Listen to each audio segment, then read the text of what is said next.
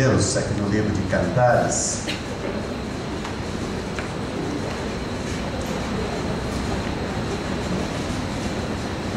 O livro de Cantares fica logo depois do livro de Eclesiastes, certo? Ou Cantares, ou Cântico dos Cânticos também.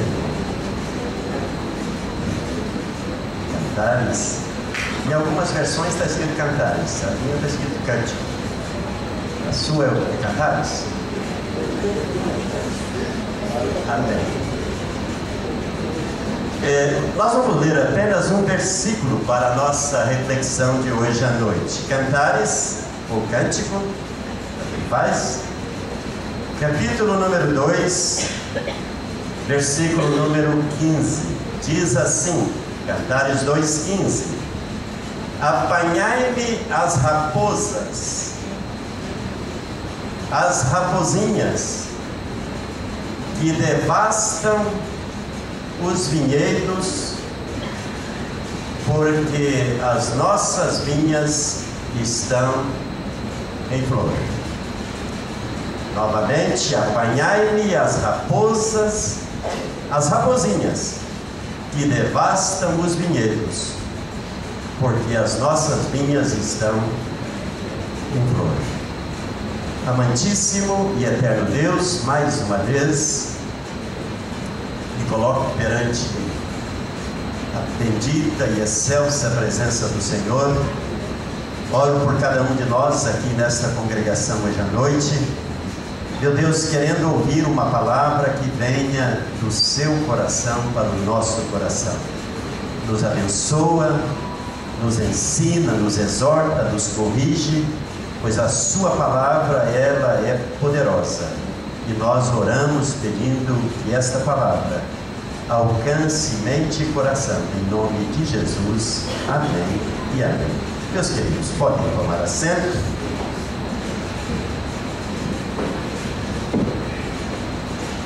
Cuidado com as rapozinhas. É interessante, queridos. Por que isso está na Bíblia, a palavra de Deus? Apanhai-me as raposas e as rapozinhas. Porque elas devastam os vinhedos, porque as nossas vinhas estão em flor. Irmãos, há um tempo atrás eu preguei aqui uma outra palavra mais ou menos parecida com esta, que diz o seguinte, que se uma mosca, um mosquito, cair numa vasilha, pode ser enorme ou pequena, mas caindo dentro de uma vasilha de perfume, ela estraga todo o perfume. Pode ser uma jarra enorme de perfume, uma vasilha enorme de perfume e apenas uma mosquinha. Ela caindo, ela apodrecendo, danifica o perfume todo. Hoje a palavra de Deus diz que nós devemos ter cuidado de fato com estas coisas pequenas. Sabia que a nossa tendência é sempre nos escandalizarmos com os grandes pecados? Sempre é a tendência. Se algo é grande, nos chama atenção e a gente cria então uma espécie de defesa contra aquilo que é grande. Mas dizem os grandes sábios e estudiosos e a própria história que toda queda que causa um grande escândalo na igreja começou com o enfraquecimento em áreas que ninguém via. Isto é, aquelas pequenas coisas, aqueles pequenos hábitos ou áreas da nossa vida que às vezes não damos tanta importância, mas é aí que essa espécie de raposinha, ela vai e causa um grande estrago. Aqui diz que, de fato, estas raposinhas devastavam. O que é devastar? Destruía os vinheiros.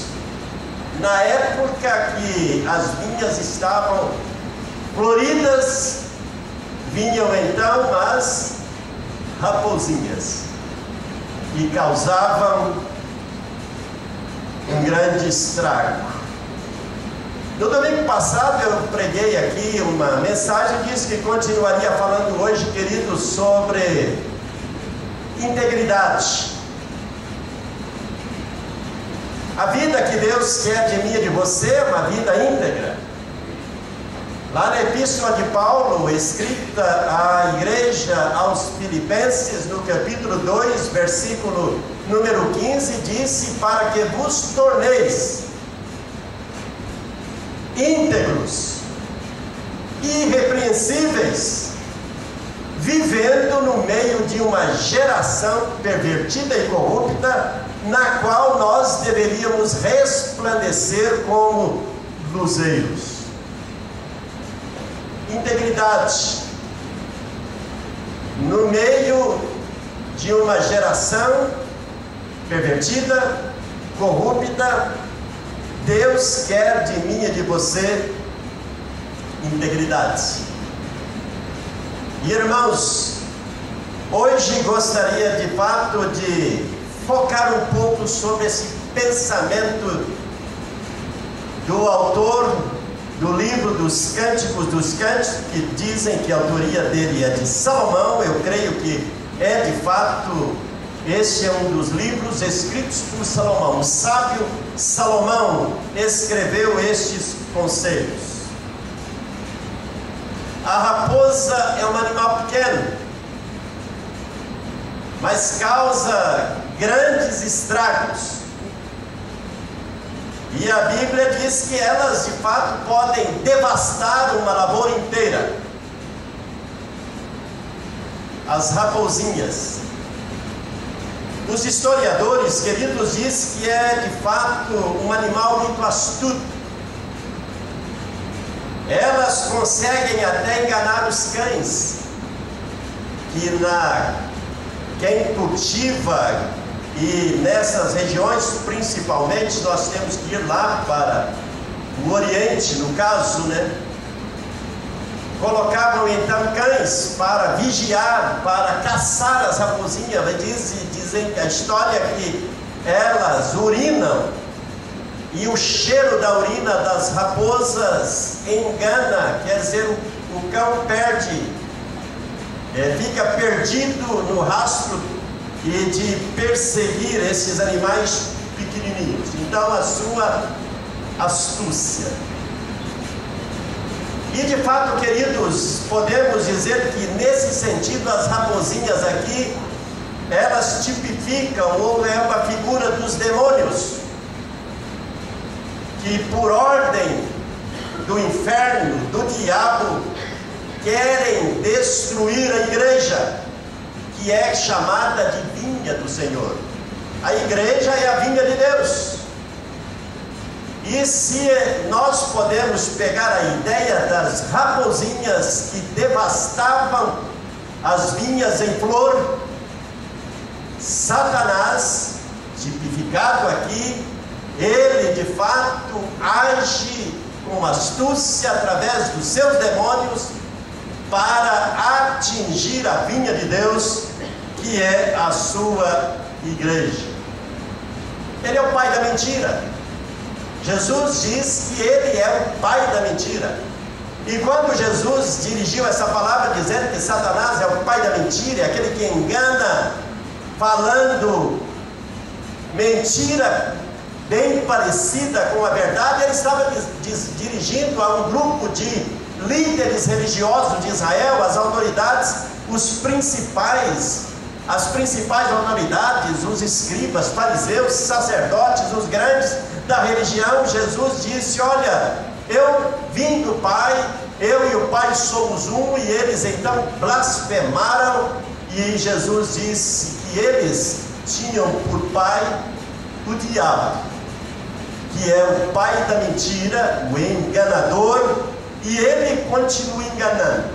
E eu quero dizer para mim e para vocês hoje à noite, queridos, que o maior engano do diabo, a maior mentira do diabo é achar que pequenos erros, pequenas falhas ou atitudes que não são assim tão grandes, que elas não têm muita importância na carreira, na vida do cristão.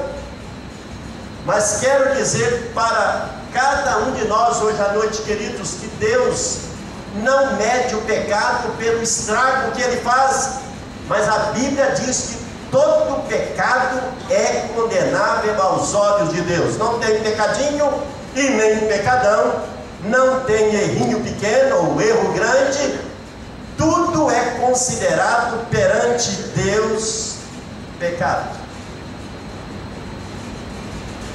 Mas o diabo quer que nós, queridos, achemos que aquelas pequenas coisas que aparentemente não causam danos, tais como a mentira. Você falou alguma mentira essa semana?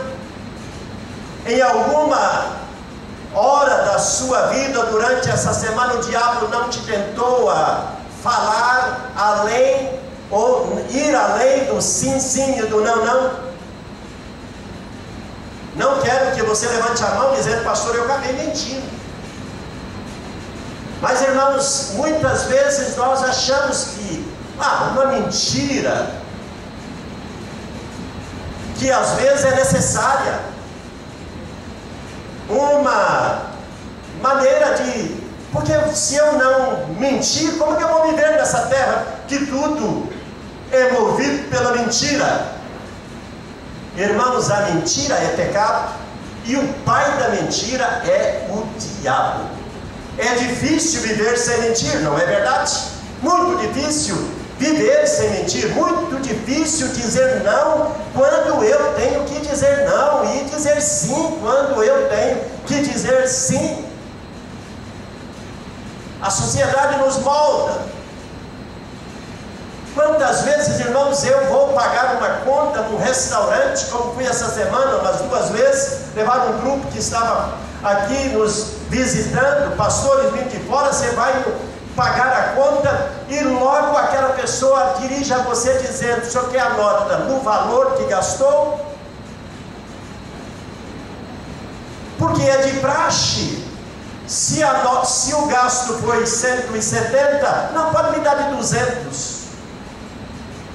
Vivemos num mundo assim, as próprias pessoas sabem que vivemos num mundo de mentira, que as pessoas sempre perguntam, já perguntando: você quer a nota nesse valor ou quer a nota maior? Nunca por menor, não é verdade? Quer a nota um pouco maior? E eu já vi pastores, muitas pessoas que trabalham em empresas, que comem e depois da comida mentem. Pega a notinha num valor que não foi R$1. Eu sempre digo: eu quero a nota do valor que eu estou pagando. Se tem centavos, coloca o centavo. Não tem essa coisa de arredondar, não sei que vai me cobrar menos. Não é verdade? Se quiser me cobrar, dá um desconto, pode dar um desconto e colocar a nota no valor com desconto. Querido, mas quantos crentes aceitam essa mentira? Aceita a mentira? Somos tentados diariamente a mentir, porque parece que a mentira, ela ficou tão popular, ficou tão comum. Uma mentirinha, isso aqui não estou dando prejuízo a ninguém, não estou roubando de ninguém, não estou fazendo nada errado, irmãos. Mas quero dizer que Deus, que é o Senhor da verdade, que é o dono da verdade, quer que nesta noite você mate essa raposinha na sua vida. É uma raposinha? A raposinha da mentira tem te perseguido? Hoje à noite Entenda isso, que só você pode matá-la. Mentira. Mentira comum dos crentes, queridos. Por exemplo, nós temos na igreja do Nazareno um envelope de dízimo. E tem as linhas ali. Linha de oferta, oferta para missões, oferta para o ministério, mãos estendidas, e tem a linha do dízimo. Essa linha do dízimo, muitos crentes mentem, porque coloca na linha do dízimo um valor que não é o seu dízimo.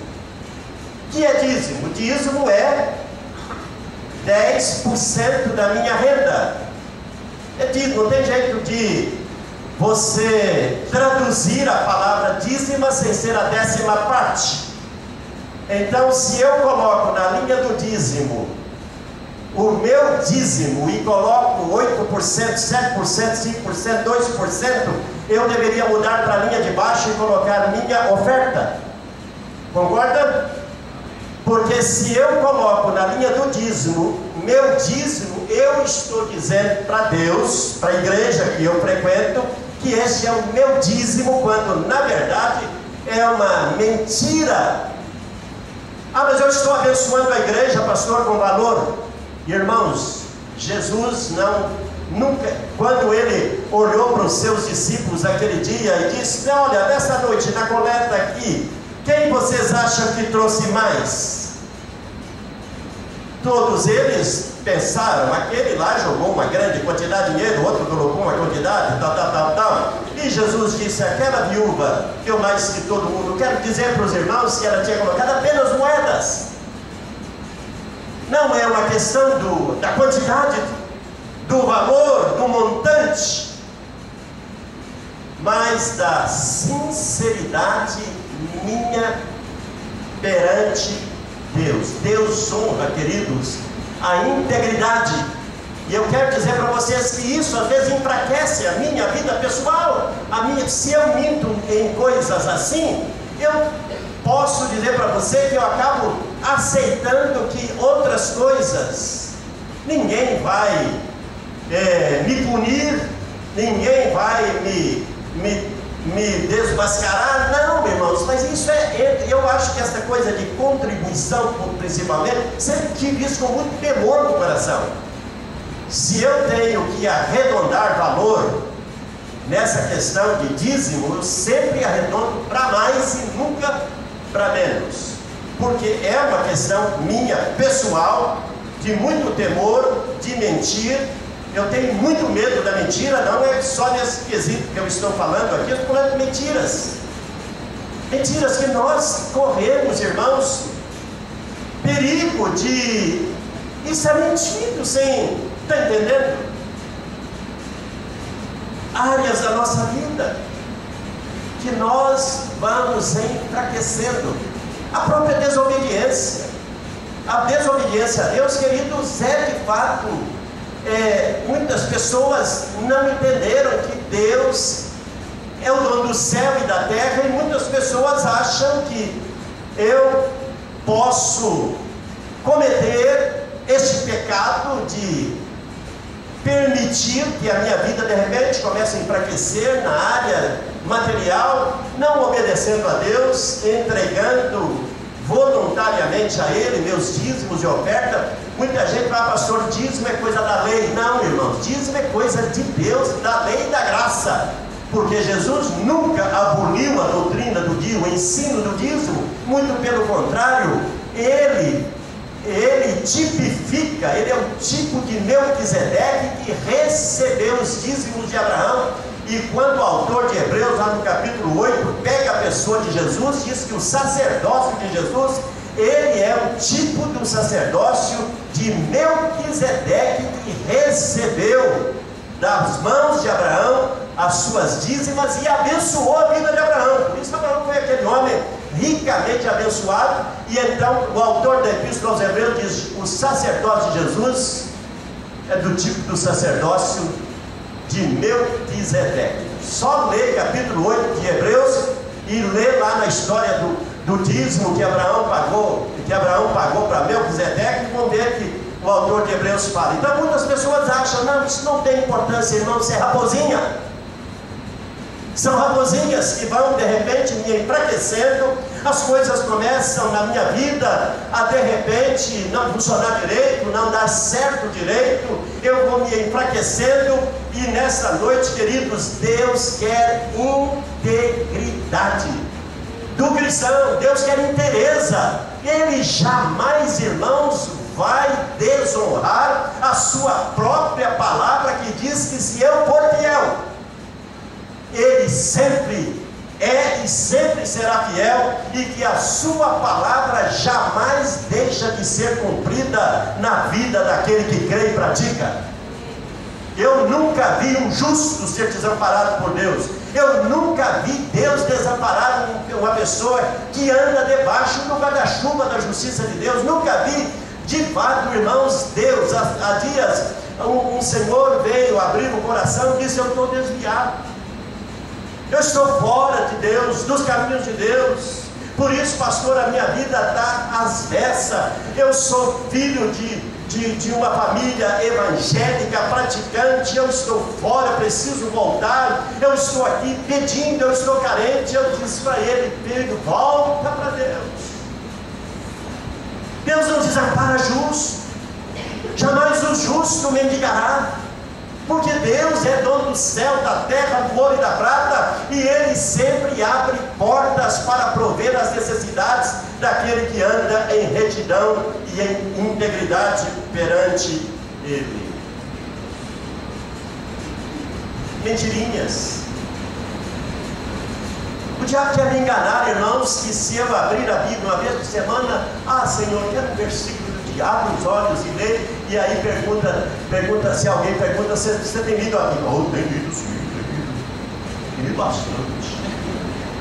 Eu não entendi nada. Fala assim: olha, na verdade, eu senti peso de consciência, eu queria Deus me dar um versículo lá, ele me deu um versículo que eu li. Irmãos, isso não é ler a Bíblia, estudar a Bíblia é mais do que isso, concorda? As mentirinhas que nós vamos, né? Está entendendo? Dando lugar, enfraquecendo a nossa vida de oração, a vida na nossa caminhada diária. Mentiras. O diabo quer me enganar. O diabo quer enganar o moço ou a moça que ele pode ter um relacionamento bem mundanizado e que, desde que ele vem à igreja, que ele adora a Deus, que ele cultue, que ele glorifique o nome de Deus, pode ter um namoro que não é cristão, pode ter uma prática, uma conduta moral que não seja cristã, pode, eu diria assim, sentar na roda de escarnecedor, na roda de amigos, nas escolas, enfim, no seu meio de amizades, e ouvir muitas vezes piadas que zombam de um Deus santo, rodas onde o nome de Deus não é glorificado, onde a malícia, a imundícia, ela perverte a mente e o coração, e nós estamos vivendo esse mundo de mentira. São as raposinhas que vão, entendendo, minando. De repente eu vou para a igreja, já não tenho aquela alegria que eu tinha, eu já não tenho aquele fervor que eu tinha, eu já não tenho aquele prazer de adorar a Deus que eu tinha. Parece que apagou, estou desanimado. Ficar em casa na hora do culto não faz diferença, tudo para mim agora ficou assim, porque eu de repente fui sendo minado nos meus princípios que eram éticos, eram valorosos, mas de repente a minha vida cristã vai sendo devagarzinho, as raposinhas. Eu não caí, mas também não estou em pé, eu não estou crentão, mas também não estou mundano, eu estou mais ou menos no meio a meio. Eu sou uma pessoa que vou à igreja, eu vou no domingo à igreja, quando posso vou, mas irmãos, não é inteireza. Cuidado com a raposinha. Quando Salomão escreve, diz que elas devastam a vinha. Você é vinha de Deus. Você é a vinha de Deus. A igreja como corpo é a vinha de Deus. Meus queridos, Deus quer de nós inteireza. Deus quer de nós clareza. As raposinhas causam estragos. Existem muitas situações, irmãos, que acabam invadindo as nossas vidas, invadindo até a igreja, situações que às vezes não damos tanta importância para ela, mas de repente, devagarzinho, o mundo vai entrando. Aquilo que eu condenava, passo a não condenar.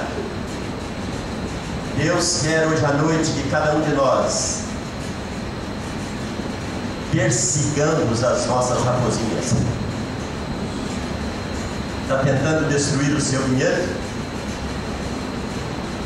Hoje à noite, seja um caçador de raposinha. Amém? Amém? Seja um caçador de raposinha. A raposinha da fofoca. Que raposinha destruidora é essa, não é verdade? Que raposinha destruidora. Pastor, mas é uma fofoca crente. Aquela fofoca de porta de igreja, aquela fofoca aqui hoje, gêmeo da noite. E nós, de repente, nós temos que fofocar, de repente você viu o que o fulano falou, você viu o que aconteceu, estão falando aí do Vitor? Que falaram? Ah, é? Conta pra mim aqui, tá entendendo? E de repente, coitadinho do Vitor. Cozinharam, coitado. Irmãos, não existe fofoca santa. Fofoca é do capeta. Não existe fofoca santa. Mas, irmãos, como é terrível e devastador na igreja. Devastador. Hoje ele desabafou aqui no seu relatório hoje de manhã, está certo. Que muitas vezes, queridos, alguém não gosta e começa então transmitir a sua insatisfação, não gosta do jeito que ele fala, não gosta do jeito que ele é, e de repente vai criando um ambiente de amargura, um ambiente de repugnância, e aquela pessoa que nós amávamos, ela já passa a ser para nós alguém que não combina muito com o meu jeito. Que raposa destruidora fofoca no meio do corpo de Cristo, numa empresa. Irmãos, eu quero dizer para você que em qualquer ambiente onde tem fofoqueiro, é uma desgraça, porque é um venenozinho do inferno. O mexerico, a intriga, isso causa um estrago no meio aonde existe isso, seja até fora da igreja, fora do meio cristão. Quantas famílias são destruídas, quantos trabalhos, quantas pessoas são mandadas embora de uma empresa porque acabou entrando numa rotina, entrando no meio de fofoca. É um veneno terrível. A raposa, cuidado com a raposinha. João disse assim: olha, quem ama não deseja mal para o irmão. Se você diz que ama, mas fala mal dele, você não é de Deus ainda não. Se você ama, mas você gosta de ouvir algo que lhe chama atenção e gosta de depois comentar com o outro, pede ao Espírito Santo para santificar a sua língua, para abençoar e jamais levar à frente aquilo que você ouve, mesmo que seja uma verdade. Eu não tenho direito de difamar, irmãos, a ninguém. Amém? Não tenho direito. Deus não me deu direito de divulgar notícias ruins. Deixa isso para a imprensa, deixa isso para a televisão. Os repórteres são pagos para isso, a televisão está aí, os repórteres, o rádio, eles sim trabalham para buscar notícia. Seja um pacificador ao invés de um semeador de contendas. Amém? Bem-aventurados os pacificadores. Está lá numa das bem-aventuranças que Jesus escreve no capítulo 5 do Evangelho de Mateus. Bendito é aquele que de fato traz unidade, que pacifica, que ajuda pessoas que às vezes estão com dificuldade de relacionamento. Ele é um instrumento de reconciliação e não de difamação. A fofoca mata, mas o espírito de pacificador traz vida. Amém, queridos? Destrua a raposinha da crítica. Pastor, mas a crítica ela é para construir. Irmãos, eu não sei até que ponto crítica ajuda. Normalmente, irmãos, a crítica é fruto de ciúme, é fruto de inveja. A maioria das vezes a crítica vem de inveja, vem de ciúme. É o mal do pecado no coração do homem. Por que eles criticaram tanto a Jesus? Já notou, irmãos, tudo que Jesus fazia era motivo de crítica. Reunia, fazia uma panela e começava a criticar. Jesus vai sentar na mesa para comer, começam a criticar. Ele não lavou as mãos. Eu fiquei observando, ele não lavou a mão, nem os discípulos dele lavou a mão.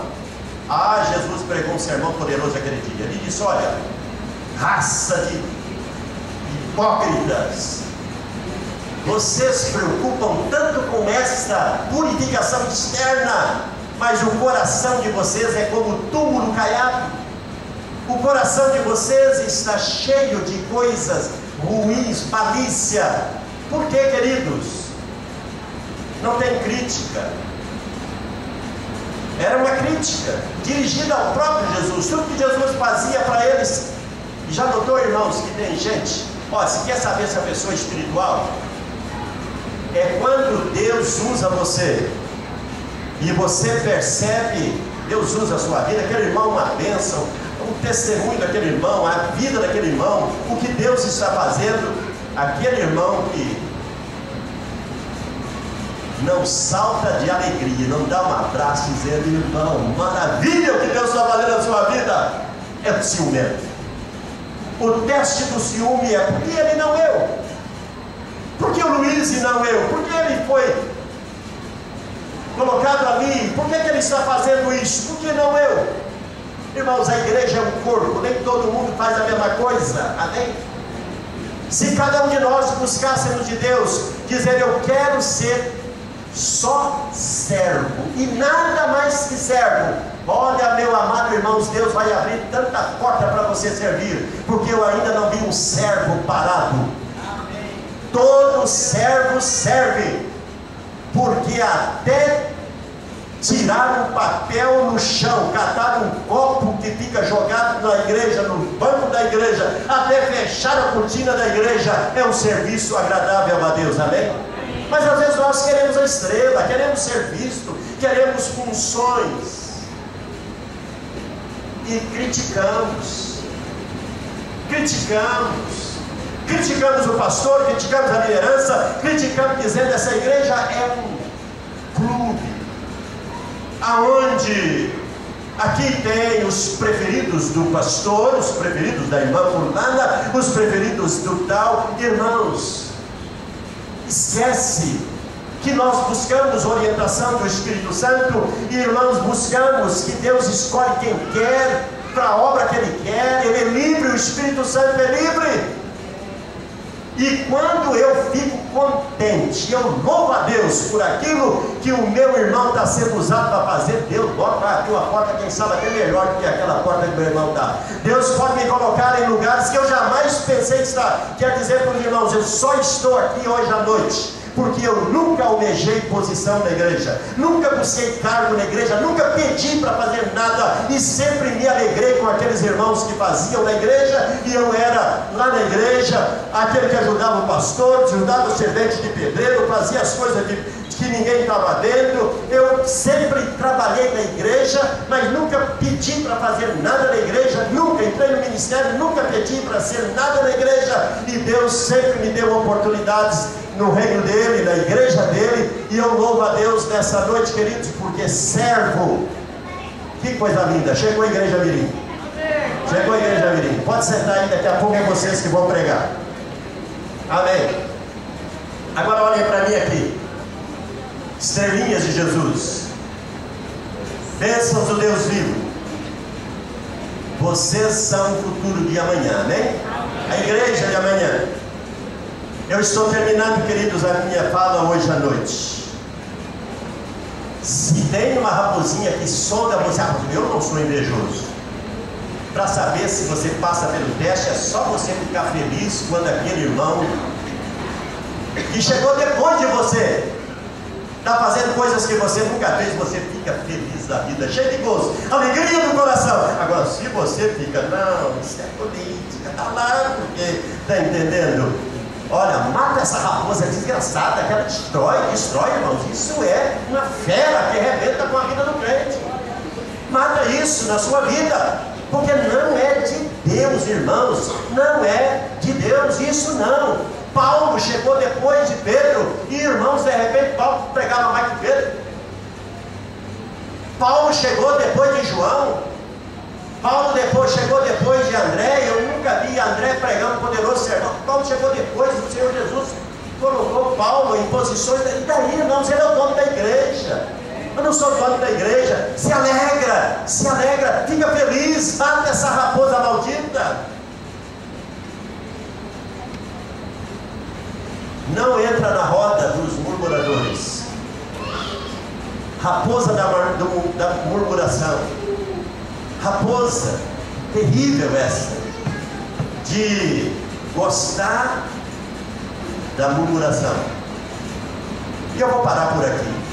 Eu estou falando, queridos, nós estamos falando sobre o que é integridade. Integridade é nas grandes coisas e nessas coisinhas pequenas, você está entendendo? O que é íntegro? Íntegro é irrepreensível. Como nós falamos no ano passado aqui, que, irmãos, os companheiros de trabalho de Daniel procuraram, fuçaram a vida do homem, mas diz que não acharam nada contra Daniel, porque ele era íntegro. Inteiro. Isso é fuçou o cara. Você quer fuçar? Fazer um profundo exame, vamos tentar achar coisa errada na vida desse homem. Tem jeito não, ele não acha coisa errada, faz coisa errada. Isso é ser íntegro. Que Deus te abençoe, que Deus te ajude. Irmãos, o meu desejo hoje à noite é que o Espírito Santo possa fluir na tua vida de maneira tal que você seja um vaso cheio do óleo dos céus, do unguento dos céus, da chama dos céus, para que o Espírito Santo te use e capacite, porque juntos dessa maneira, irmãos, ninguém vai aguentar a obra poderosa que Deus tem para fazer através dessa igreja, da sua vida hoje à noite.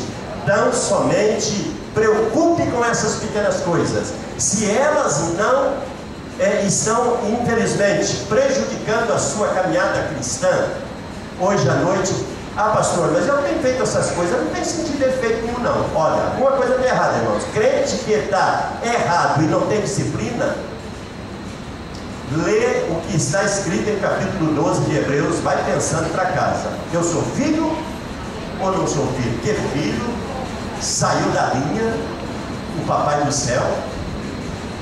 Dá uma palmada, dá. A Bíblia diz que é varada mesmo, é palmadinha. A lei da palmada não tem para Deus não. Para Deus tem a lei da varada. Não está na Bíblia. É a lei da varada, não é? Para de martelo. É a lei da varada. Vamos ficar em pé para a gente orar? E as crianças têm uma apresentação aqui. Que coisa linda. Terminei antes das 9 horas para vocês apresentarem. Especial. E aí, barriguinha cheia? Sobrou alguma coisa para o pastor lá? Não? Pouquinha coisa. Só 2 quilinhos? Aí eu quero. Amém. Graças a Deus. Pai, eu quero nessa noite orar pela igreja do Senhor aqui reunida. Com temor no meu coração, Pai querido, nessa noite eu estou na presença do Senhor. Tu és aquele que me sonda e me conhece. E nesta noite, ó Deus, a minha oração, guarda meus pés, guarda meu coração e mente, e guarda cada um dos seus filhos e filhas. Ó Deus, nos ajude nessa noite, nos ajude nessa noite. Ajude essa igreja a ser fiel. Ajude essa igreja a ser perseverante. Não permita, ó Deus, que sejamos cristãos, que um dia nós estamos bem, outro dia estamos mal. Um mês estamos tão certinho com Deus, no outro mês já estamos em falha com Deus. Dá-nos perseverança, meu Pai. Queremos caminhar diariamente, cada dia dando um passo a mais e amadurecendo mais a nossa comunhão com Deus, a nossa intimidade com Deus vivo. Oro pela igreja do Senhor. Oro por cada servo e serva do Senhor. Ó Santo Espírito de Deus, ajuda-nos, dá-nos discernimento, revela a sua vontade. A sua palavra nessa noite, ela é poderosa, ela tem vida, e que ela possa alcançar corações de filhos dispostos a obedecê-la, cumprir a sua palavra. É o que eu lhe peço, meu Pai, em nome de Jesus. Amém e amém.